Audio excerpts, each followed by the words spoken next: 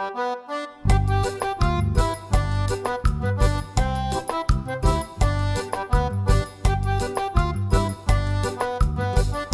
दोस्तों, राधे राधे। कैसे हैं आप सभी? आई होप आप सभी बढ़िया होंगे।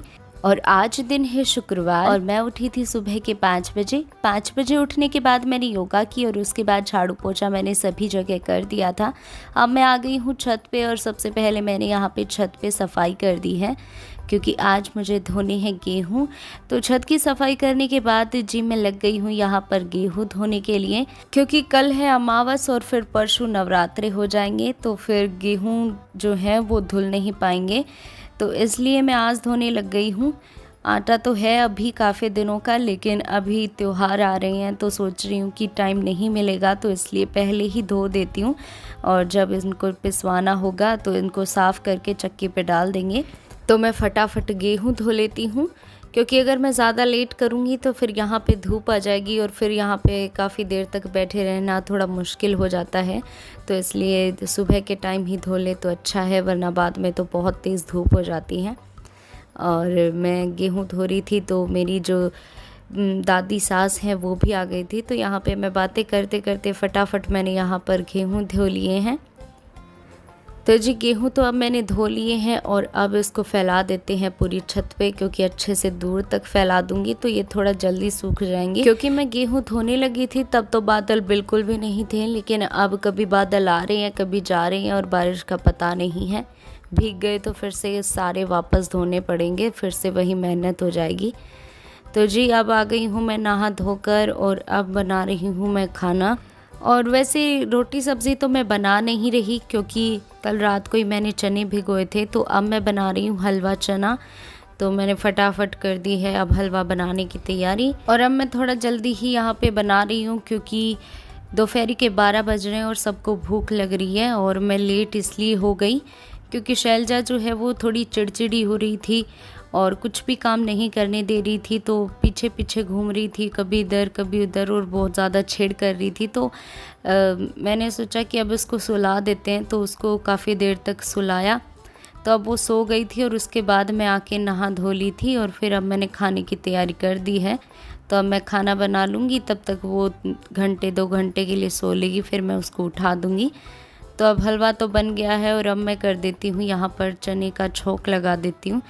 चने का छोंक तो मैं ऐसे ही लगाती हूँ, क्योंकि हम सूखे मसाले तेल में डालते हैं तो वो थोड़ा जल जाते हैं। तो मैं नमक मिर्च और हल्दी जो इसमें थोड़ा सा पानी डाल के और इसमें तेल में डाल देती हूँ, तो ये जो मसाले हैं वो जलते नहीं हैं। और इसको मैं थोड़ी देर के लिए धीमी धीमी आंच पे पकने देती हूँ, क्योंकि इसमें अच्छे से मसाले जो है वो अंदर तक चले जाते हैं।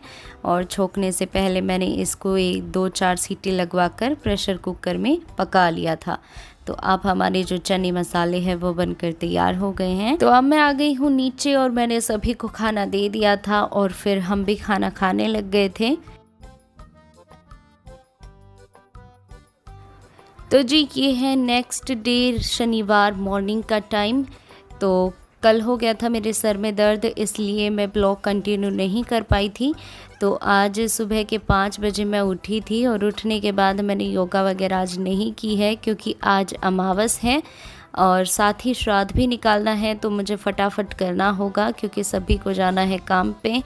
तो जब तक श्राद्ध नहीं निकालेंगे और मावस नहीं निकालेंगे तब तक कोई भी खाना नहीं ले जा सकता है। तो सबसे पहले मेरे को मावस ही करनी है यहाँ पर, तो इसलिए मैं लग गई हूँ नहा धोकर किचन की सफाई करके खाना बनाने के लिए।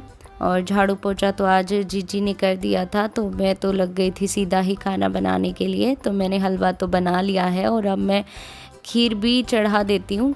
वैसे तो मैं खीर को सबसे पहले ही चढ़ाती हूँ सब कुछ बनाने के से पहले, क्योंकि जब तक सब कुछ बनेगा तब तक खीर भी पक जाएगी। लेकिन क्या हुआ कि सारा सामान तो कल ले आई थी मम्मी अमावस का, लेकिन दूध नहीं लेके आए थे क्योंकि दूध जो है वो ख़राब हो जाता, तो इसलिए सुबह दूध लेकर आना था। लेकिन मैं लग गई थी 5 बजे ही, तो 5 बजे तो आसपास की कोई शॉप खुली होती नहीं है, तो इसलिए फिर वेट करना पड़ा कि कब शॉप खुलेंगी। तो फिर खुली थी 5:30-6 बजे के समथिंग शॉप खुली, और उसके बाद मम्मी दूध लेकर आई थी पास की शॉप से। उसके बाद मैंने अब खीर चढ़ाई है, और उसके बाद जीजी ने लगा दिया था नहा धोकर आटा पूरियों का, और अब मैं बना रही हूँ यहाँ पर छोटी छोटी पूरियाँ गोलगप्पे की जितनी, क्योंकि आज मावस और श्राद्ध दोनों ही है। तो हमारे यहाँ पे तो मावस और श्राद्ध दोनों की ही जो भोग लगाई हुई थाली है वो गाय को खिलाते हैं। तो आज लगभग सभी लोग ही करते हैं, तो गाय को ही देते हैं, तो बहुत ज़्यादा दे देते हैं तो उनके बीमार होने की वो रहती है, इसलिए गाय को थोड़ा ही दे तो अच्छा है, क्योंकि भाई बहुत ज़्यादा खा के एक बार में ही बीमार पड़ जाती हैं गाय, तो इसलिए मैं तो छोटी छोटी बनाती हूँ। और इन पूरियों को हम गौशाले में दियाते हैं, क्योंकि वहाँ पर 1-2 पूरी ही खिला जाते हैं, बाकी जो पूरियाँ हैं वो रख आते हैं, तो 1-2 दिन में वो खिला देते हैं इनको आराम से।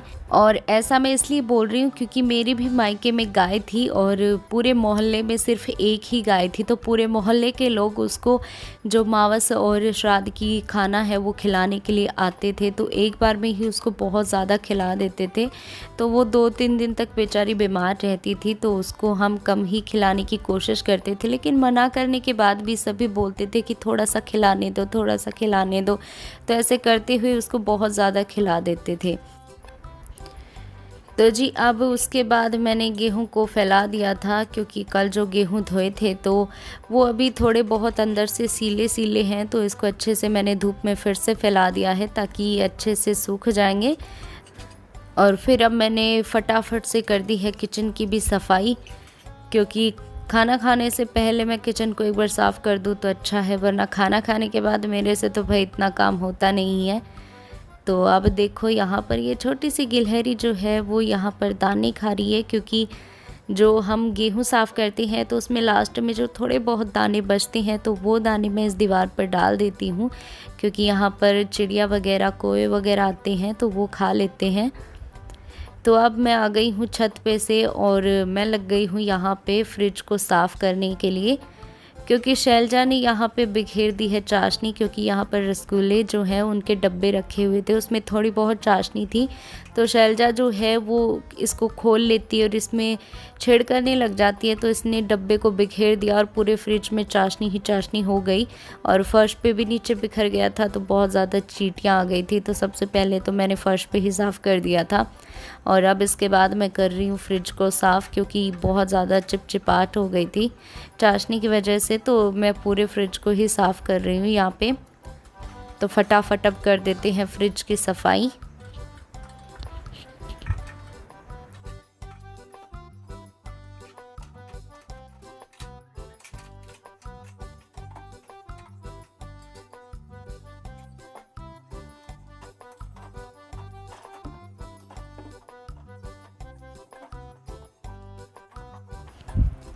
तो जी अब बज रहे हैं शाम के 3:30, और मैं लग गई हूँ फिर से किचन में, क्योंकि सुबह बनाया था हलवा पूरी, तो हस्बैंड बोल रहे थे कि हलवा पूरी खाने से ना जी थोड़ा मीठा मीठा सा हो गया है, तो कुछ चटपटा सा बना ले। तो अब मैं लग गई हूँ पकोड़े बनाने की तैयारी में, और सबसे पहले मैं यहाँ पर बना रही हूँ लहसुन की चटनी, और साथ ही मैं धनिए की भी चटनी बना रही हूँ, क्योंकि ये दोनों चटनियाँ जो हैं वो पकोड़ी के साथ बहुत अच्छी लगती हैं।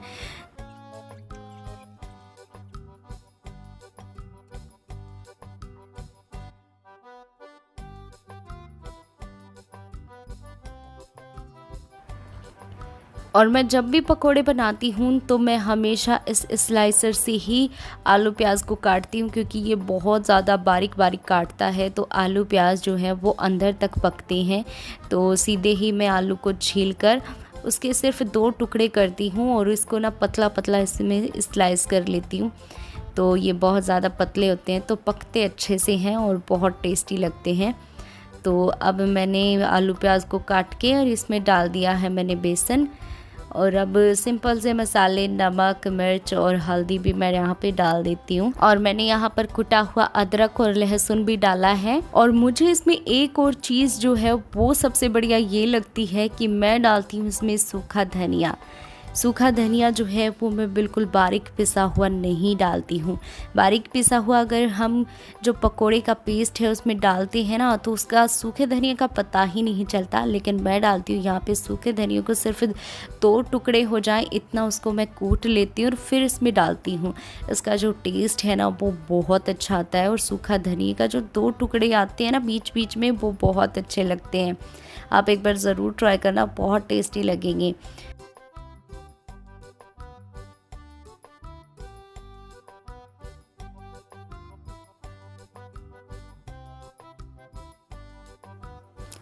तो जी अब हमारे पकोड़े तो बनकर तैयार हो चुके हैं। मैंने और शैलजा ने पकोड़े खाए थे, बहुत टेस्टी बने थे। साथ ही सभी ने खाए थे तो बोल रहे थे कि बहुत अच्छे बने हैं। बस थोड़ी सी कमी थी तो वो थी चाय की। तो जी आज का ब्लॉग तो यहीं पे ख़त्म करते हैं। अगर आपको ये वीडियो पसंद आया हो तो वीडियो को लाइक करना और चैनल को सब्सक्राइब किए बिना मत जाना। मिलते हैं नेक्स्ट वीडियो में, तब तक के लिए धन्यवाद।